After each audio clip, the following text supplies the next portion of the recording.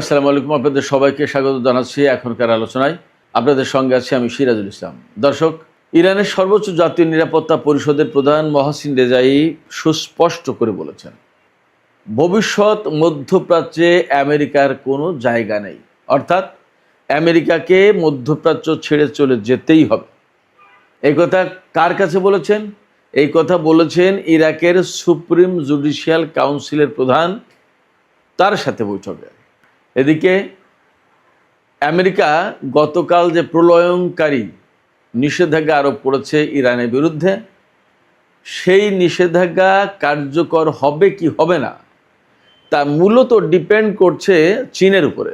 চীন যদি এই নিষেধাজ্ঞা মেনে চলে তাহলে এই নিষেধাজ্ঞা কার্যকর হবে, আর যদি চীন নিষেধাজ্ঞা না মানে তাহলে নিষেধাজ্ঞা কার্যকর হবে না। কারণ ইরানের তেলের শতকরা 90% প্রায় শুধু একা চীন কিনে নেয়। এখন এই চীন কি করবে? চীনের পক্ষ থেকে কিন্তু অলরেডি বক্তব্য চলে এসেছে। কি বলেছে চীন? তারা কি মানবে এই নিষেধাজ্ঞা? তারা কি মানবে? এবং মার্কিন গণমাধ্যমগুলোতে বলা হচ্ছে যে মার্কিন প্রশাসন বা ডোনাল্ড ট্রাম্পের প্রশাসন যে ইরানের উপরে নিষেধাজ্ঞা দিয়েছে, সেই নিষেধাজ্ঞা কার্যকর করতে হলে বিশ্বের বহু সংখ্যক দেশকে ম্যানেজ করতে হবে আমেরিকাকে। কারণ আমেরিকা তো ইরানের কাছ থেকে তেল কেনে না, অন্যরা কেনে, অন্যদের সাথে বাণিজ্য আছে। সেই সমস্ত দেশকে থামাতে হবে। কারা কারা ইরানের কাছ থেকে তেল কেনে, সেই আলোচনা আজকের এই ভিডিওতে করব। এছাড়া আরও বেশ কিছু প্রাসঙ্গিক বিষয় থাকবে। এর ভিতরে একটা গুরুত্বপূর্ণ বিষয় থাকবে, ওমানের পররাষ্ট্রমন্ত্রী আজ মঙ্গলবার 25শে আগস্ট তেহরান সফরে আসার কথা ছিল। তিনি অলরেডি তেহরান সফর করেছেন এবং ইরানের পররাষ্ট্রমন্ত্রী আব্বাস আরাগচির সাথে বৈঠক হয়েছে। এই বৈঠক কিসের, কি ব্যাপার এবং এর গুরুত্বটা কি, সে বিষয় নিয়েও আমি কথা বলবো। তো দর্শক, এই ভিডিও আশা করছি আপনাদের ভালো লাগবে। যদি ভিডিও ভালো লাগে তাহলে শেষ পর্যন্ত সঙ্গে থাকবেন, লাইক কমেন্ট করবেন আর চ্যানেলটি সাবস্ক্রাইব করে সাথেই থাকবেন। দর্শক, চলুন আমরা বিস্তারিত আলোচনা করি। আমি প্রথমে কি বলছিলাম, ইরানের সর্বোচ্চ জাতীয় নিরাপত্তা পরিষদের সচিব মহসিন রেজাইয়ের একটা বক্তব্য দিয়ে কথা বলছিলাম। তিনি কি বলেছেন? তিনি বলেছেন যে ভবিষ্যৎ মধ্যপ্রাচ্যে আমেরিকার কোনো জায়গা নেই। ভবিষ্যৎ মধ্যপ্রাচ্য বলতে এই যে আমেরিকা এবং ইসরায়েলের সাথে আমেরিকার যে যুদ্ধ চললো বা এখনও চলমান, এই যুদ্ধের পরে যে নতুন মধ্যপ্রাচ্য থাকবে, যে নতুন মধ্যপ্রাচ্য গড়ে উঠবে, সেই নতুন মধ্যপ্রাচ্যে আমেরিকার কোনো জায়গা নেই। ইরান বহু আগে থেকেই বলতো যে ভবিষ্যতে মধ্যপ্রাচ্যে আমেরিকার কোনো জায়গা থাকবে না। আপনাদের ছোটোখাটো এই ভাই, এই বিশ্লেষক, আমি যে টুকটাক বিশ্লেষণ করি, আমিও বহু আগে থেকেই বলছি যে ভবিষ্যতে ইরান, চীন এবং রাশিয়ার যে বলয় গড়ে উঠবে, সেই বলয়ে তুরস্ক এবং পাকিস্তানের থাকার সম্ভাবনা আছে। এটা 2014-15 সালের দিকে আমি কলাম লিখেছিলাম। আমার আগে বাংলা ভাষায় এই রকম পরিষ্কার করে কোনো কেউ এই কলাম লেখেনি, এবং সম্ভবত ইংরেজিতেও আমি যেভাবে লিখেছি ইংরেজিতেও সেভাবে লেখেনি। আমি তো বাংলায় লিখেছি, ইংরেজি কলাম যারা লিখেছে তারাও আমার মতো করে একদম সুস্পষ্ট করে ক্যাটাগরিক্যাল কোনো বক্তব্য দেয়নি। আমি এখানে বিশেষ কোনো ক্রেডিট নিতে চাচ্ছি না। আমি যেটা বলতে চাইছি সেটা হচ্ছে এই যে এই ফোরকাস্টগুলো আসলে করা যাচ্ছিল অনেকগুলো কারণে। ভেতরে ভেতরে ইরান শক্তিশালী হয়ে উঠছিল, প্রযুক্তিগত দিক দিয়ে অনেক আধুনিক হচ্ছিল, প্লাস মধ্যপ্রাচ্যে তার যে সহযোগী ফোর্সগুলো গড়ে উঠছিল, এগুলোও গুরুত্বপূর্ণ ছিল। এর পাশাপাশি রাশিয়া এবং চীনের ভেতরে একটা তাড়না ছিল যে এককেন্দ্রিক যে বিশ্ব ব্যবস্থা গড়ে তুলেছে আমেরিকা, এই বিশ্ব ব্যবস্থার বিপরীতে নতুন ধরনের যদি বিশ্ব ব্যবস্থা গড়ে না তোলা যায় তাহলে তারাও আমেরিকার প্রভাবে হারিয়ে যাবে, তারাও ভালো কিছু করতে পারবে না। আর ইরান তো সেই বিপ্লবের পর থেকে মার্কিন বিরোধী বা সাম্রাজ্যবাদ বিরোধী ভূমিকা নিয়ে তো এগিয়ে যাচ্ছিলই। ফলে এই তিনটি দেশের চিন্তা চেতনা অনেকটা মিলে গেল। বিশেষ করে 2010-এর পর থেকে ধীরে ধীরে যে সমস্ত পরিবর্তনগুলো ঘটছিল মধ্যপ্রাচ্য কেন্দ্রিক, ইরান কেন্দ্রিক, পরমাণু কর্মসূচি কেন্দ্রিক, সেই সব জায়গা থেকে মোটামুটি ধারণা করা যাচ্ছিল যে আস্তে আস্তে চীন, রাশিয়া এবং ইরানের মধ্যে সম্পর্ক বাড়ছে এবং এই সম্পর্ক এক পর্যায়ে গিয়ে কৌশলগত সম্পর্কে পরিণত হবে। এক পর্যায়ে এই সম্পর্ক অত্যন্ত ঘনিষ্ঠ মিত্র দেশ হিসেবে এই তিন দেশকে একটা বলয়ে আনবে এবং তখন মধ্যপ্রাচ্যে আমেরিকার জন্য থাকা কঠিন হবে, আমেরিকার পা রাখার জায়গা থাকবে না। আমি ঠিক এই ল্যাঙ্গুয়েজে বলেছি কলামগুলোতে যে ভবিষ্যতে ইরান, রাশিয়া এবং চীন যদি এক বলয়ে আসতে পারে, তে আমেরিকার পা রাখার জায়গা থাকবে না মধ্যপ্রাচ্যে, এবং সেই বলয়ে থাকবে আরও কারা। আমি তাও বলে দিই, তখন বলেছিলাম যে কাতার থাকতে পারে, সিরিয়া থাকতে পারে, তুরস্ক তো থাকবে এবং ইরাক থাকবে। সিরিয়া তুরস্কের কারণে হয়তো থাকবে যদি যে শেপ পাচ্ছে, কিন্তু আমার বক্তব্য ছিল বাশার আল আসাদের সিরিয়া। যাই হোক, সেখানে রাজনৈতিক পরিবর্তনের পরে এখন অনেক কিছু ঘটে গেছে, বাট দেখা যাক তুরস্ক, ইসরায়েল, সিরিয়া কেন্দ্রিক যে সমস্ত ঘটনাগুলো এখন ঘটছে, এই সমস্ত ঘটনাকে কেন্দ্র করে আসলে সেখানকার পরিস্থিতি কোন দিকে যায় আমরা অপেক্ষা করি। এই যে মধ্যপ্রাচ্যের যে ভবিষ্যৎ গড়ে উঠতে যাচ্ছে আমেরিকার সাথে যুদ্ধের শেষে, আজ না হোক কাল, কাল না হোক পরশু তো যুদ্ধ শেষ হবেই। যুদ্ধ শেষ হওয়ার পর এখানে আমেরিকার আগের যে মাতব্বরের যে প্রভাব প্রতিপত্তি ছিল, এগুলো থাকবে না।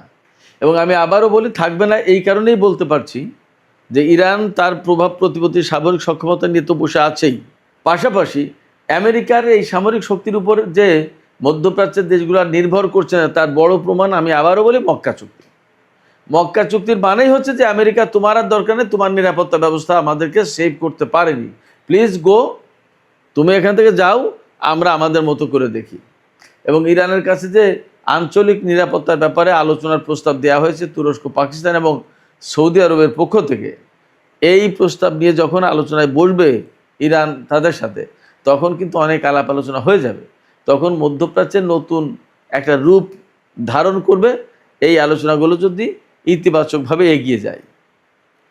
আর এই মক্কা চুক্তি, আমি আবারও বলি, মক্কা চুক্তি যেটা হয়েছে, এই মক্কা চুক্তি যদি ঠিক স্বাভাবিকভাবে সুন্দরভাবে এগিয়ে যায়, তাহলে এই মক্কা চুক্তিকে কেন্দ্র করে শুধু মধ্যপ্রাচ্যের ভূ রাজনীতির সমীকরণ না, দক্ষিণ পূর্ব এশিয়ার রাজনীতির সমীকরণ পাল্টে যাবে এবং তার সূত্র ধরে বিশ্বের অনেক কিছু পরিবর্তন হয়ে যাবে। এটা অনেক বড় ব্যাপার। তো এই সমস্ত যে বড় বড় পরিবর্তনগুলো ঘটবে, এই বড় বড় পরিবর্তনগুলো ঘটার পেছনে এই ইরানের সাথে আমেরিকা এবং ইসরায়েলের যুদ্ধ, এবং এখানে আমেরিকা আর ইসরায়েলের পরাজয়ের প্রশ্ন।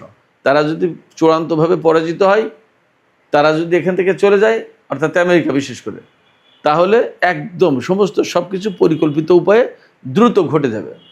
সেই জন্য মহসিন রেজাই বলছেন যে ভবিষ্যৎ মধ্যপ্রাচ্যে আমেরিকার কোনো স্থান নেই, সেখানে বরং ইরান আর ইরাক বিশেষ ঘনিষ্ঠ বন্ধু হবে, এবং এই দুটো শক্তি কিন্তু একটা গুরুত্বপূর্ণ ফ্যাক্টর হয়ে দাঁড়াবে। যেমন তুরস্ক, সৌদি আরব আর পাকিস্তান একটা ত্রিমুখী চুক্তি করলো, ইরাক, ইরান বা আরও কেউ মিলে কিন্তু এরকম চুক্তি করলেও করতে পারে, কিছু বলা যায় না। আর সবাই মিলে যদি মক্কা চুক্তিতে ঢুকে যায় এবং সেটা যদি কার্যকর শক্তিশালী জোট গঠন হয়, তাহলে সেটাই বরং বেশি ভালো হবে। দেখা যাক, আমরা অপেক্ষা করি কি করে তারা। এদিকে আমেরিকার পক্ষ থেকে গতকাল, অর্থাৎ বাংলাদেশ টাইম গতকাল সোমবার, যে প্রলয়ঙ্কারী নিষেধাজ্ঞা আরোপ করা হয়েছে ইরানের বিরুদ্ধে, আমেরিকা যেভাবে দাবি করছে, তাতে অনেকগুলো ব্যাপার এসে গেছে। মার্কিন অর্থমন্ত্রী স্কট বেসেন্ট তিনি বলেছেন, তিনি অনেকটা হুমকি দিয়ে বলেছেন যে এখন বিশ্বকে সিদ্ধান্ত নিতে হবে যে তারাই আমেরিকার পক্ষে নাকি ইরানের পক্ষে, অর্থাৎ হয় আমেরিকাকে বেছে নাও, না হয় ইরানকে বেছে নাও। তার মানে এখন আমেরিকার সামনে একমাত্র প্রধান শক্তি হচ্ছে বা প্রধান প্রতিদ্বন্দ্বী হচ্ছে ইরান। আপনারা কৌশলগত বিষয়টা বুঝতে পারছেন, খেয়াল করছেন কোথায় গেছে? আমেরিকার সামনে এই মুহূর্তে মূল প্রতিদ্বন্দ্বী ইরান। তোমরা হয় ইরানের পক্ষে, নইলে আমার পক্ষে। এই জায়গাটাই কে কী ভাববে, কে কী করবে।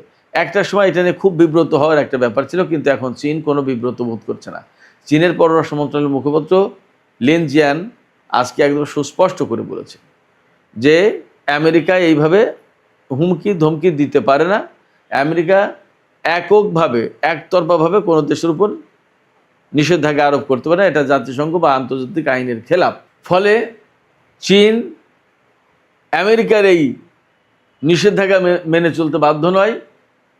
তিনি একদম সুস্পষ্ট করে বলেছেন, চীন তার জাতীয় স্বার্থ এবং তার নিরাপত্তা রক্ষার জন্য প্রয়োজনীয় যে পদক্ষেপ নিতে হয় তাই নেওয়া হবে। তার মানে চীন আমেরিকার এই নিষেধাজ্ঞা মানবে না, একদম সাফ গল্প। এখন এই রকম জায়গা থেকেই আমেরিকার গণমাধ্যমগুলো বলছে যে ডোনাল্ড ট্রাম্পের এই নিষেধাজ্ঞা কার্যকর হবে তখনই যখন বিশ্বের অন্যান্য দেশ সহযোগিতা করবে, কোঅপারেট করবে এবং এই নিষেধাজ্ঞা বাস্তবায়ন করার চেষ্টা করবে। তো এখন সেই জায়গায় প্রশ্ন আছে যে কোন কোন দেশ ইরানের কাছ থেকে মূলত তেল কেনে।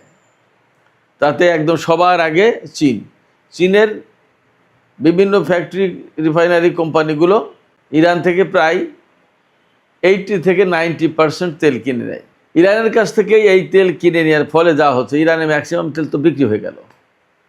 আরও তেল কেনে ইরানের কাছ থেকে ভারত যদিও 2019 সাল থেকে তেল কেনা বন্ধ করেছিল, কিন্তু এই 2026 সালে তারা ঠিকই ইরানের কাছ থেকে তেল কিনেছে। এরপরে শ্যাডো ফ্লিটের মাধ্যমে ইরান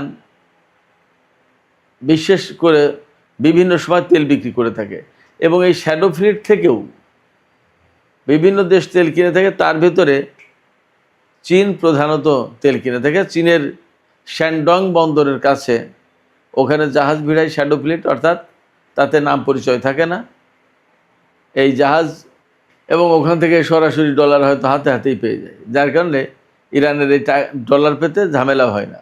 যতদূর জানি বা বুঝি যে বিশ্বের বিভিন্ন দেশ, ওই এলাকার বেশ কয়েকটা দেশ ইরানের কাছ থেকে তেল কেনে, আর যদি নাও কেনে শুধু একা চীন কেনে সেটাই যথেষ্ট। ফলে ইরানের উপর যে নিষেধাজ্ঞা দিয়েছে এই নিষেধাজ্ঞা দিয়ে কোনোভাবে ঠেকানো যাবে না।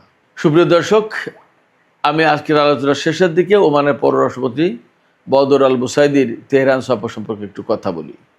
বদর আল বুসাইদি আগেই ঘোষণা দিয়েছিলেন এবং আজকে তিনি ইরান সফর করেছেন। এরই মধ্যে ইরানের পররাষ্ট্রমন্ত্রী আব্বাস আরাকচির সাথে তিনি বৈঠক করেছেন। এই বৈঠকে কী নিয়ে আলাপ হয়েছে একদম পরিষ্কার পয়েন্ট টু পয়েন্ট না জানা গেলেও মূল আলোচনার বিষয়বস্তু ছিল হরমুজ প্রণালী। হরমুজ প্রণালী নিয়ে কী আলোচনা? হরমুজ প্রণালী নিয়ে আলোচনা এই সময় মূলত দুই রকমের।